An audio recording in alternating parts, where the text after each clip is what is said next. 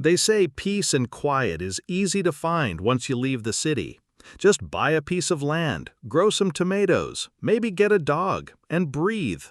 That's what I thought too, right up until the morning a cop showed up while I was fishing in my own lake and some HOA president with a pearl necklace and a god complex tried to have me arrested for trespassing on my own property. Name's Jack Elwood. I'm 53 years old, a retired mechanical engineer, and 2 years ago I traded traffic jams and conference calls for a 50-acre ranch outside a dusty town called Silver Valley, Colorado. I wasn't looking for trouble. I was looking for stillness. I just wanted to fish, fix up the old barn, and maybe teach my nephew how to paddle a canoe. But trouble found me anyway, and it came wearing a name tag that read HOA President. See, my land came with a lake. Spring-fed, clean, maybe 5 acres wide, hugged by willow trees and granite outcrops. I knew it was special the moment I saw it. What I didn't know was that the neighborhood nearby, High Timber Grove, had been treating that lake like their community pool for the past decade. Picnics, swimming lessons, 4th of July barbecues, all happening without a single piece of paper giving them the right. The previous owner, old Mr. Nolan, was a kind soul in his 80s. He let folks come and go as they pleased, never asked for a dime. But after he passed, I bought the ranch outright from his niece, full deed, county surveyed, every inch legally mine, lake and all. But the High Timber Grove HOA, they didn't see it that way. 3 days after moving in, I walked into their little office with a tray of warm cinnamon rolls. That's when I met her, Evelyn Bryce. Hair cut sharp like she ran the Pentagon, voice like nails tapping on glass. She didn't even look at the rolls, just said, "I hope you plan on keeping the shoreline trimmed. It's been an eyesore for years." I smiled, kept it friendly, told her I'd be doing some fishing, maybe teaching local kids how to cast. Her face twisted like I'd just suggested hosting a pig roast at a spa. "Fishing?" she said. "There's no fishing allowed on HOA waters." I blanked. "Ma'am, this lake is on my ranch. It's private land." She looked me up and down like I was a weed that just popped up through her sidewalk and muttered, "We'll see about that." I should have walked away then. I really should have.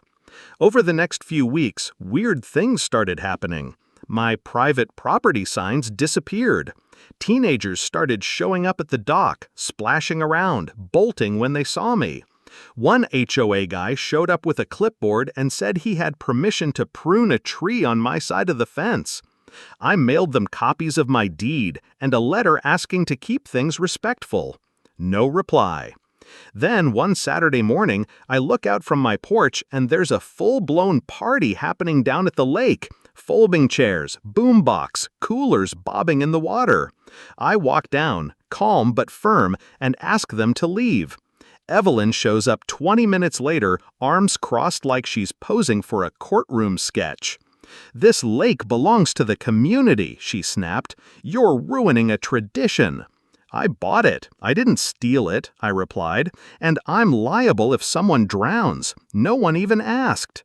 Her eyes narrowed. She didn't say another word. But the next morning, I found my boathouse vandalized. Fishing poles snapped in half, tackle box smashed. HOA property spray painted across the siding. That was the last straw. 2 weeks later, I launched my old aluminum fishing boat out onto the lake for the first real ride. Me, a thermos of coffee, and my dog Buster snoozing at my feet.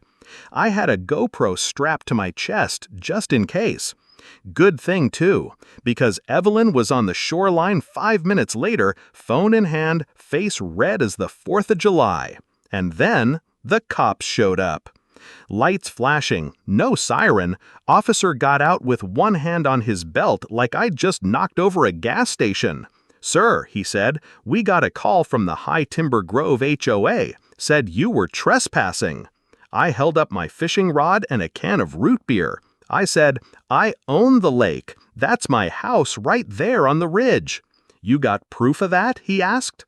"In the truck," I replied, still calm, "deed and everything." "Well," he sighed, "you'll have to come ashore." So I reeled in, paddled back slowly, but the second my boots hit the dock, Evelyn was already yelling, "We warned you, Jack! You can't treat our lake like it's your bathtub!" That's when I made a quiet call. Not to a lawyer, not even to the cops. I called Hank, an old buddy who's a real estate broker in town. I asked him one thing: find out who owns the marina the HOA uses, the boat slips, the dock, the pavilion where they host summer concerts. Turns out the HOA had been leasing it. Lease was about to expire. The owner? Tired of their nonsense and ready to sell. I made an offer that afternoon. Cash, no questions. By sunset, I owned the whole thing, and they didn't even know it yet. I didn't gloat, not yet. But 2 days later, Evelyn came marching toward my boathouse again, this time with a crowbar. Buster was inside. When I saw her wedge the steel into the doorframe, I sprinted. "Get away from there!" I shouted. She didn't stop. She yanked. The latch popped. The door flew open, and she stepped inside like she owned the place. Buster barked, terrified. "This is our boathouse," she shrieked. "You can't block access to HOA amenities." I stood in the doorway, staring. "There are cameras in here, Evelyn. You just broke into private property." "You think you can buy a lake and bully us?" she snarled. "We've had this for years." "You're trespassing. You vandalized my dock. You're threatening my dog. I should call the cops." "Go ahead," she smirked. "Let's see who they believe, one cranky old rancher or an HOA with legal representation." I didn't argue, just took Buster home, locked the door, and drove into town. By the next morning, a new gate stood across the marina entrance, private security signs, the dock freshly painted in bright red, "Private Property," in 3-foot letters. Within hours, HOA board members started showing up. First the treasurer, then the secretary, then Evelyn. She rattled the gate, screaming, "You can't do this!" I sat on a bench in the shade, sipping lemonade. "You're gonna regret this, Jack Elwood." "No, Evelyn," I said. "You are." Then came the newsletter. "Annual HOA Lakefront Barbecue, this Saturday, same time, same place." I didn't say a word, just waited. Saturday came. Cargo shorts, coolers, kids with kites. But when they reached the gate, a guard I'd hired stopped them cold. "Sorry, folks, private property now. Written permission required." Evelyn exploded. "This is our land." "Then show your paperwork," the guard replied. Across the lake, I sat in my boat, speaker on the dock. I clicked a button. "Good afternoon, High Timber Grove. This marina is under new ownership. Please refer to county records. Contact your HOA for a refund of nothing." Silence, then murmurs, then shouting. That night, emails poured in. Apologies, offers to pay for access, confessions. "We didn't know Evelyn lied to us. She said the lake was public. We're so sorry." I didn't reply. Not yet. Instead, I filed a petition to revoke their lake access charter. See, the HOA's lake privileges were tied directly to their marina lease. No lease, no charter. Meanwhile, Evelyn doubled down. Next morning, dead fish dumped on my lawn. A note pinned to my dock. "This ain't over, ranch boy." Too bad the camera now had night vision. There she was, 2:43 a.m., hoodie, headlamp, dragging trash bags from her Lexus, straight into the lens. I showed the footage to Officer Bridges. "You want to press charges?" he asked. "Not yet," I said. "I got one more move."